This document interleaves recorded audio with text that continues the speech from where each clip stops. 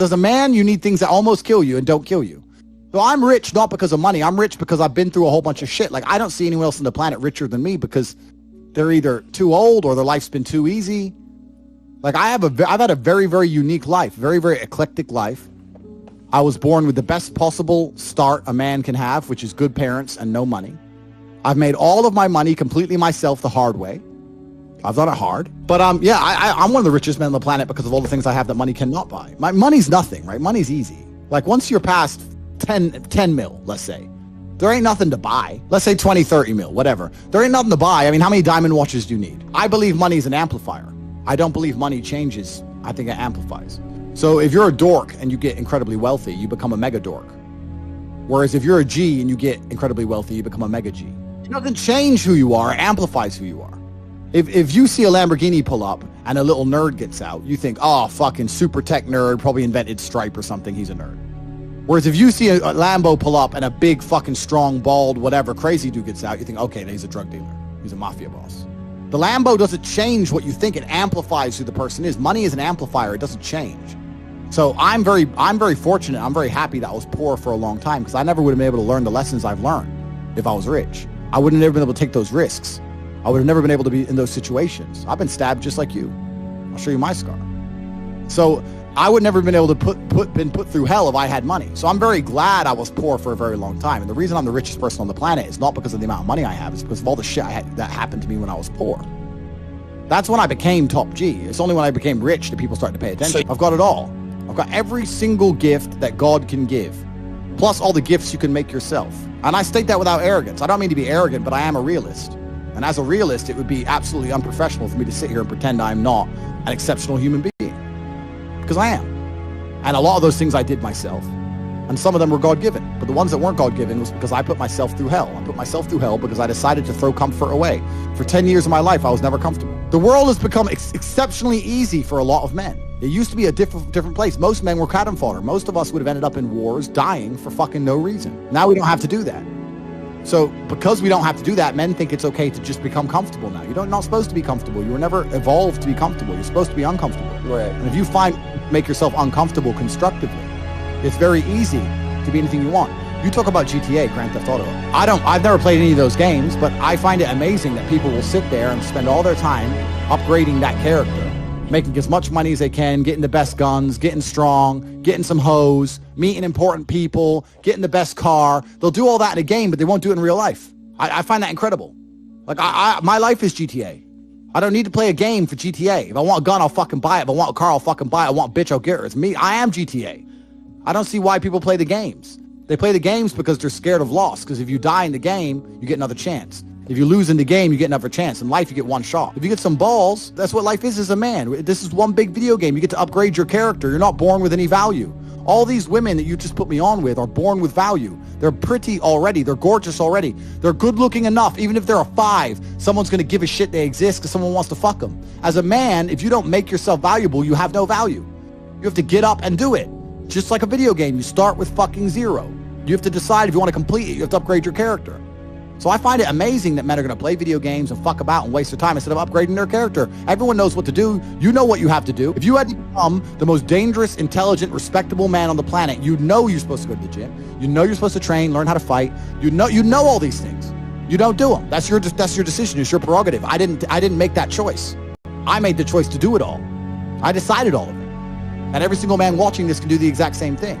Which is why I have very little pity when I do these streams and people think I'm arrogant or I'm rude to people. But the point is, that's a conscious decision you made. I would never make fun of someone who hasn't got a choice. I wouldn't make fun of someone born with one arm. I have a choice, though. But if you've made a fucking decision to be less than you should be, then I believe you should be mocked for that decision. I agree. I feel like, yeah, because like you're not living up to your full potential. Like it's your choice to basically not live up to your full potential.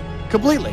And me as a man, when I put myself through hell, when I have had such exacting, such stringent standards for myself, why would I then have less exacting, stringent standards on the people I meet?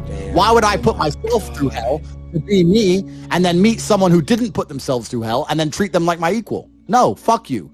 I suffered when you didn't. So you're not my equal because you decided not to suffer. You have enjoyed comfort when I haven't, and that's fine, but don't expect me to look at you as my equal because you're not. I'll snap your fucking neck.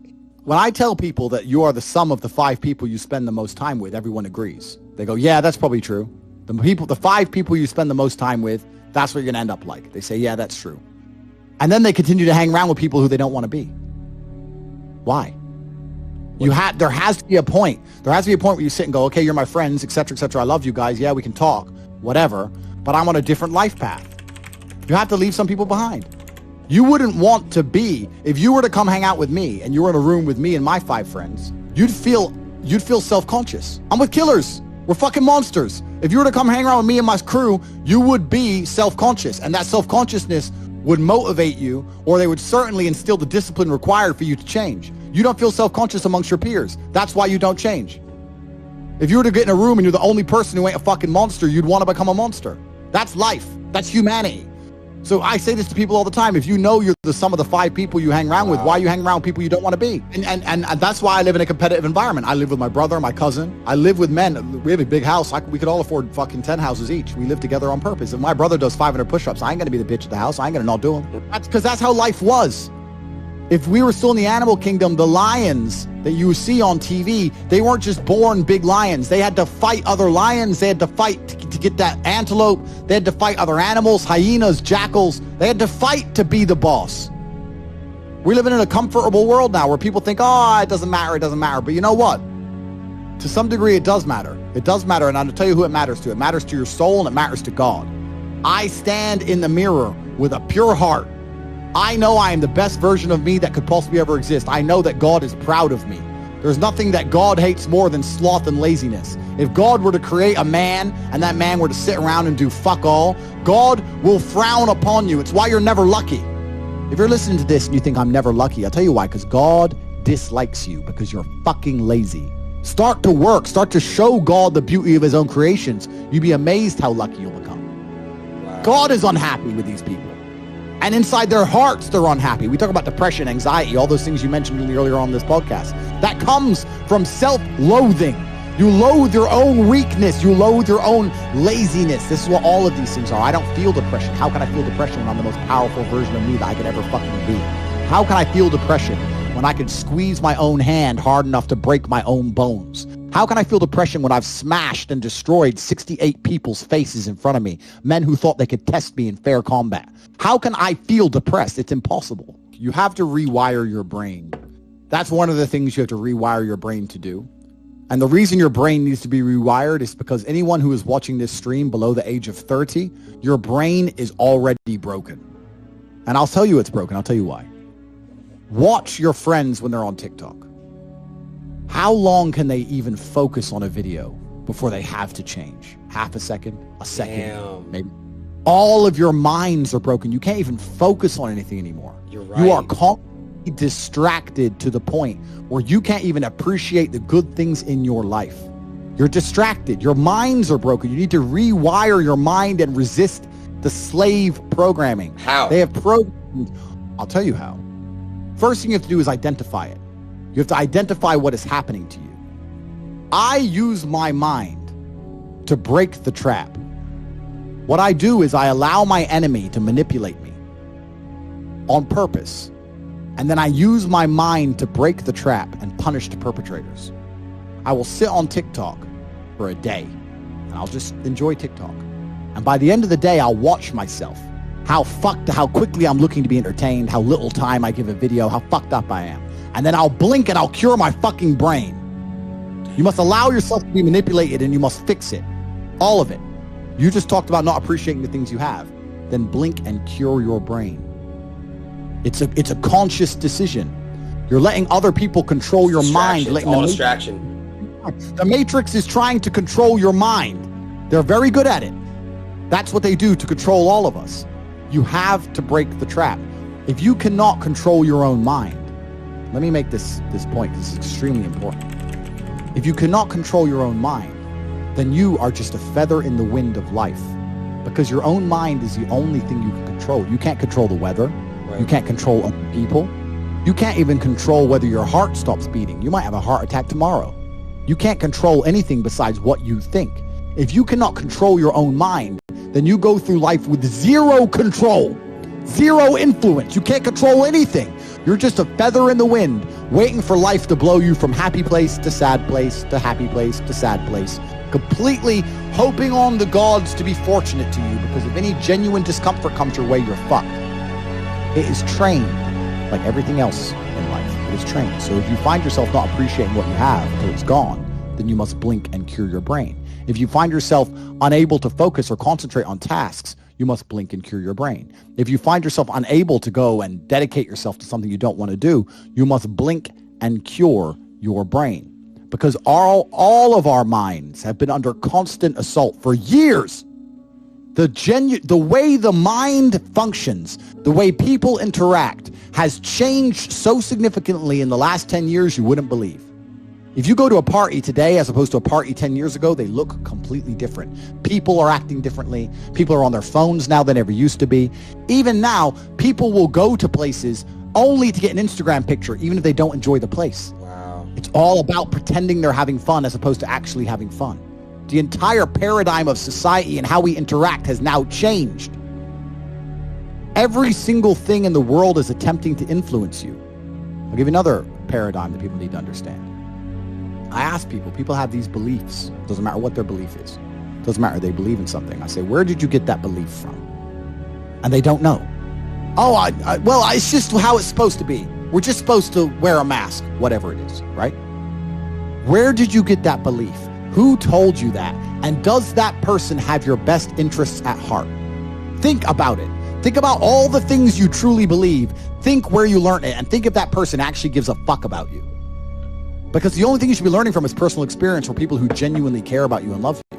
Most people are out here believing things and repeating things that were told to them by people who don't even fucking like them, by their enemies. Everyone's mind is fundamentally fucked. All of it. Look at me. I'm a guy who decided to conquer social media. I blinked, I cured my brain. I used basic indefatigability. I used perspicacity. I used compendiousness. I used my mind, and I focused, and I fucking conquered the world in a few short months. It's not difficult. There's just no competition because everybody's fucking distracted. They're getting distracted by this, distracted by that, watching fucking Netflix, jerking off to Pornhub like fucking jackasses. It's so easy to win if you can control your own mind. But it seems that nobody fucking can.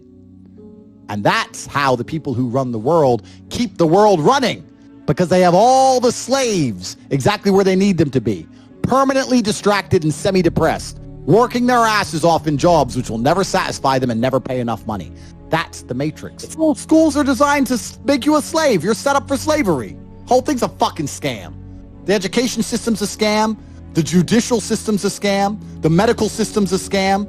Look at these last few years. You're living in Canada. You haven't learned that everything's a fucking scam? All of it. Oh, but don't worry. If things don't go my way, I'll get to go to court and have my say in court. Yeah, that's fair. We learned that doesn't mean a fucking thing. The law doesn't mean a thing. Your rights don't mean a thing. It's all a fucking scam. The only hope you have is to cure your brain, see the attacks which are coming from the Matrix, get a strong network of individuals such as the War Room, and then learn how to escape. Most people are so deep inside of their programming.